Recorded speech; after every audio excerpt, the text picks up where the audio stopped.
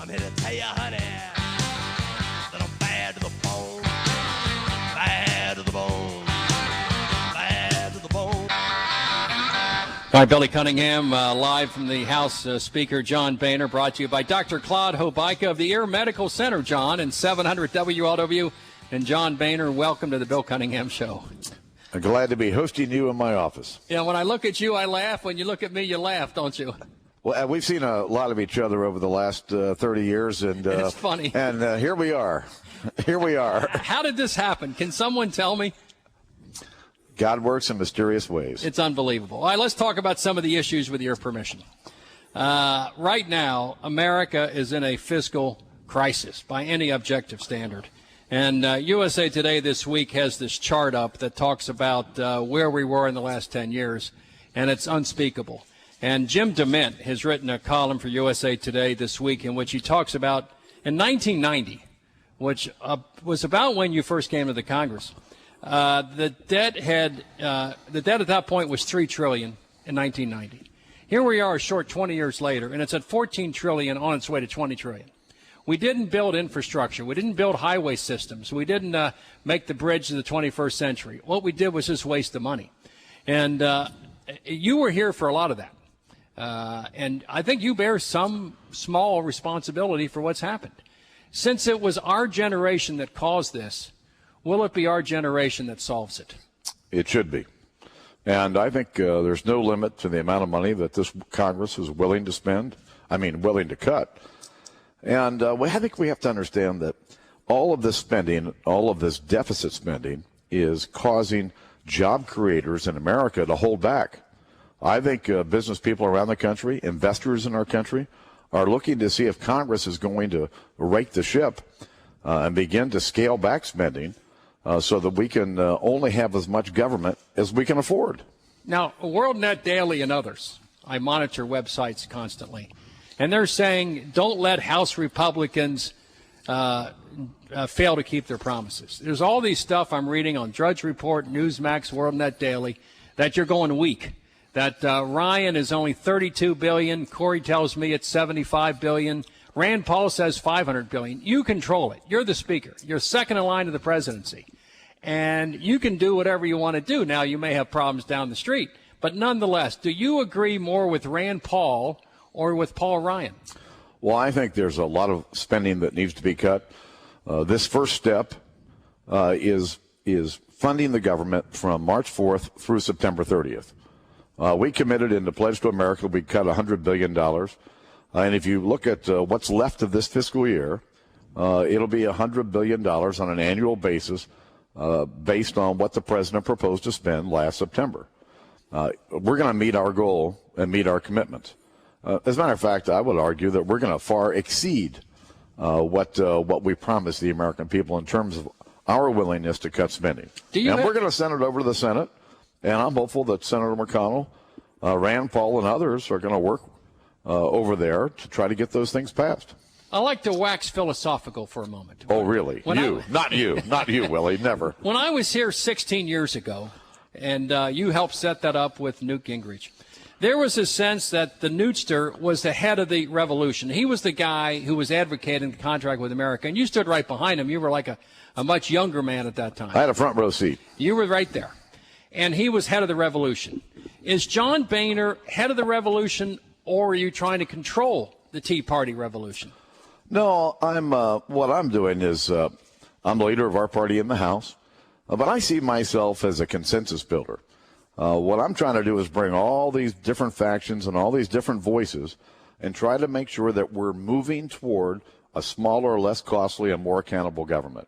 I'm absolutely convinced that if we get ourselves on a path to balance the budget, it will help our economy and will help create jobs in America. Is John Boehner a member of the Tea Party? I should be. Are you? I don't know if I actually pay dues, but I'm a big believer in the Tea Party. I talk to Tea Party activists all over my district and all over the country every day. Do you catch flack from them at times? Because it's only been, you may not know it, but it's only been about a month. It hasn't been 6 months or a year. But it seems like some conservative websites and others are saying that John Boehner is getting weak. There's a little bit of concern, a little bit of unhappiness. Is that unhappiness justified? No. I think people ought to realize it really has only been a month. In that first month, we cut our own budgets by 5%, saved $35 million. My leadership accounts, all the leadership accounts, the committee budgets, all the members' budgets, $35 million. Remember, we voted to repeal Obamacare. $2.6 trillion worth of spending over the next 10 years. Since then, we've had weekly U-cut votes on the floor of the House, including saving $615 million by eliminating taxpayer funding of presidential elections. You're going to see this Congress cut, and review every dime of spending that goes through here. Last Sunday, you were with Chris Wallace on Fox News Sunday, and you made a comment which caused some angst among some, when you said that the government's not going to shut down. We're not going to let that happen. It's too important. We're not going to let that happen. Some say what you did there was throw away your best card. Your comments on the idea that I guess you're not willing to shut down government, which means when you pass these budgets, you send them on to the president, he vetoes them, send them back, and then you're going to collapse. That was the message some heard you say. Well, that wasn't, listen, our goal is not to shut the government down. Our goal is to reduce spending, period. Well, are you willing to go that step with Newt Gingrich? You know what? You were here in 1996 and 97 when I was 95 when all heck broke loose. And, all of a sudden, you guys were feeding cat food to grandma, and you were shutting down the parks. And then you collapsed. Some say that you and Gingrich said, okay, we'll go along with what Clinton wants because you couldn't stand the political flack. Our goal is to cut spending, not to shut the government down. I'm not saying that it couldn't happen. It could happen. But our goal here is to reduce the size and scope of our government here in Washington. So we can say that what you said on Sunday is still operative. That is, the government will not be shut down. I can't predict what's going to happen. That's not our goal. Our goal is to cut spending. All right, on a related matter, USA Today this week has this long story on the percentage of Americans that are upside down in their mortgage. The economy cannot recover when housing is in the pits because of plumbers, electricians, drywallers, and all the rest. For example, in Clark County, 71% of the homeowners in Clark County, Las Vegas, are upside down.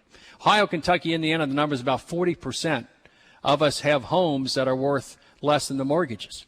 Can Congress do anything to spark the housing market, which would reduce unemployment and reduce the deficit? Because it looks to me like we're in a catastrophe when it comes to housing because of the short sales and the foreclosures.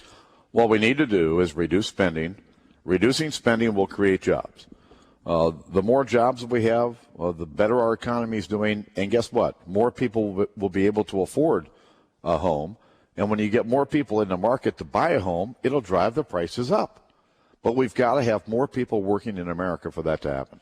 As far as the unemployment rate, it went down. It was like 9.0%. The only reason it went down is 550,000 Americans threw in the towel and said, I'm not looking for work anymore. And there was another story at the time that we have the lowest participation in the employment market with 151 million people working than we had since 1983. So in the last 30 years, people are not working. And there's a sense no matter what you do, it won't matter because you got your buddy Harry Reid in the Senate that's not going to be a John Boehner. He's not going to do what you want to do. And so when there's that kind of gridlock, how do you change the employment status in this country, John? Well, I think the way we change it is again, we've got to cut spending and we have to reduce the uncertainty that's affecting employers all over the country. All the uncertainty around the new health care law, all the uncertainty around Dodd-Frank, the new financial services regulations. It's going to dry up credit for not only small businesses, but millions and millions of Americans because of all the rules and regulations that are in there. How about the uncertainty that's being created by the EPA when it comes to all of their new clean air standards and their desire to want to regulate how much CO2 is in the air? This creates uncertainty. And when there's uncertainty, investors and business people sit on their hands and wait for the picture to clear. $2 trillion worth of corporate profits sitting in banks today because employers are scared to death to invest it. I'll give you the reason. I'm a small business owner. I know exactly what's going on with Obamacare and the fear of what it's going to cost with the 9% penalty. And the other thing is the EPA rules and regulations and the bureaucracy. Shell Oil had been trying for 18 months to drill an oil well in the Arctic Circle. After 18 months, they threw in the towel. and said we can't deal with it anymore. The EPA won't move. Obama has stopped drilling in the Gulf of Mexico and the Atlantic Ocean and any other place in the country. And then we import oil from Saudi Arabia. So what can you do? And wait till this summer. Wait till this summer when the price of gasoline hits $4 a gallon, because that's where it's going. No ifs, ands, or buts about it. And guess what?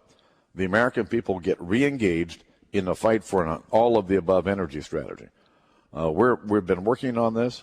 We've been talking about it for the last 3 or 4 years. And let me tell you what, the House and the Senate, and I suspect even the White House, going to have a chance to have more energy brought to the United States. And let's see what they do. So John Boehner, I've read this everywhere, John, about $4 a gallon this summer, $5 a gallon next summer. And nothing's being done. You and I have gone through the Carter, the Reagan, the Bush, and the Clinton. You haven't listened to the president, Willie. I tried. The president's convinced that solar energy and wind energy will solve all of our problems. That's less than 1%. Oh, I know. It's less than 1%. Well, listen to the president. He's got the answer. We're going to have windmills on our cars. We're going to have solar panels on the roofs of our cars. Where's it going to come from? The fact is, can you defund? This is what Rand Paul's idea, which I like that guy. He's a little liberal for me, but I like that guy. He says, get rid of the Department of Education, the Department of Commerce, the Department of Labor. Now, will you support legislation that eliminates, say, the Department of Energy, which has failed miserably in its task? Will you support that? There's a lot of spending that needs to be cut, and all of these proposals ought to be reviewed. There ought to be hearings. Congress ought to do its proper oversight of the administrative branch of government, and we will. All right. Take a short break. We continue on the other side. We have about 5 more minutes with John Boehner. I'm going to ask you the big question about Rob Portman being on the national ticket in 2012, and maybe John Boehner on the national ticket in 2012, but at least Rob Portman, and whether you stand with him or do you oppose him. Plus, I have some more questions about immigration and things of that character. I'm sure they'll be easy. They'll be very simple, because right now, John, our generation caused this problem. And our generation needs to solve this problem. We will. The country given to you by your mom and dad and by my mom is not the country we're going to give to our grandkids. You don't have any grandkids yet. Not yet. But at some point you will. And they're going to look you in the eye and say, Daddy, when you were the Speaker of the House, what did you do to save this country from the depression that's coming? And I want you to look them in the eye and say, this is what I did. And 1, 2, 3, 4. And you're unique. I'm babbling. The rest of your staff is just looking. But you're the guy who can actually do it. So I'm going to put the cheese on the cracker when we continue. Billy Cunningham, 700 WLW. All right, Billy Cunningham live with Speaker of the House John Boehner. I asked you this off the air about the gig. You kind of started off as a backbencher. Quickly, Newt said, this guy's got a shot. He moved you up to leadership quickly. And here you are 16 years later, second in line to the presidency. What's different about the gig now than it was, say, 2 years ago? Well, not a whole lot. It's about managing your team. It's about providing the vision and direction, and developing the strategy about where we're going and how we're going to get there. So it's really not a great deal different, other than when you have the majority, you can actually do it. Give me the 2 or 3 standards. If you're in this job a day, a week, a month, 2 years, 4 years, 6 years, 10 years. How would John Boehner like to be judged as the Speaker by history's perspective? Can you give me 2 or 3 benchmarks that I can look back and say, okay, John, you did it? Well, I think that if we're serious about taking on the big challenges that face our country, it's really important that we have a Congress that works. This place is broken, and the American people know it's broken. And I have embarked on a plan of opening up the House.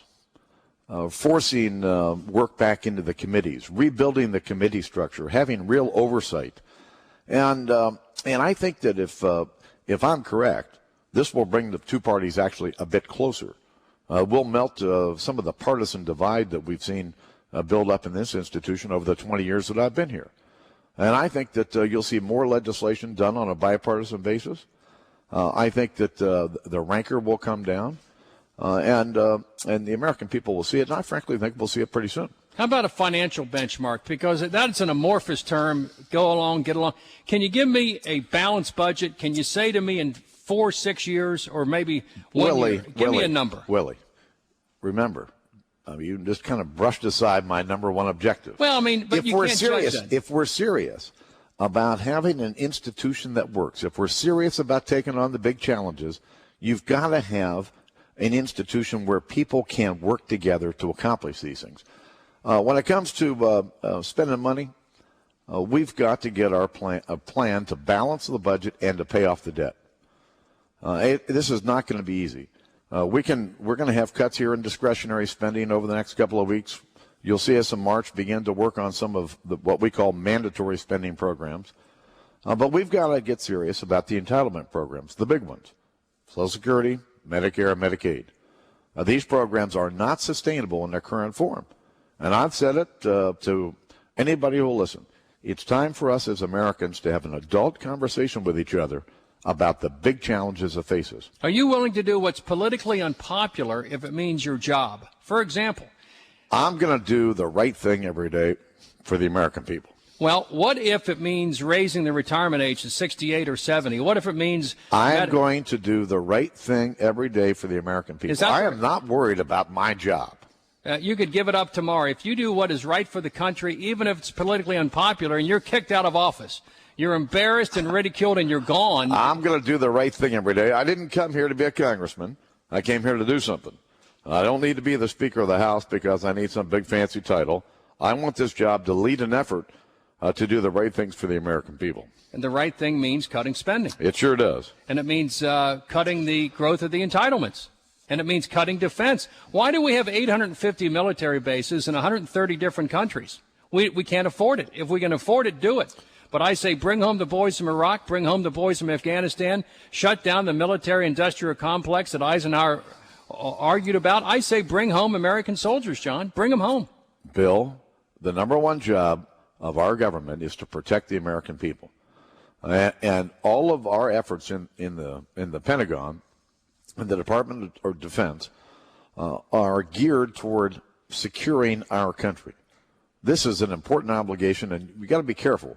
It's easy to say bring the troops home from Iraq or bring them home from Afghanistan, but I'm not going to provide safe haven in Afghanistan for those terrorists who want to plan, train, and execute attacks on Americans here abroad. I'm not going to do it. All right. Do you have any questions for me?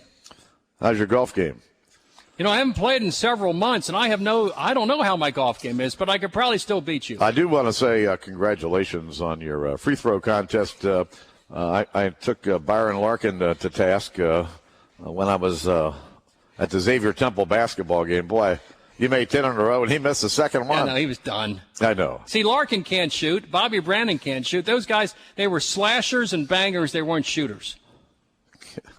You don't think much of yourself, do you? No, not at all. But I can shoot, but I can't slash and bang. Well, John Boehner, thank you. And I want to say to you in a serious way that you are uniquely positioned with the right philosophy to change America and to change the world. And please, in 2 or 3 years, don't look back upon this golden time in 2011 in the first 6 months when you can actually do something big, because this is the moment and you are the man, and now's the time for you to seize history. Please do it. You have nothing to worry about. Just watch. I'll leave it on that. John Boehner, you're a great American. See you, brother. God bless you. Bill Cunningham live in John Boehner's office on 700 WLW.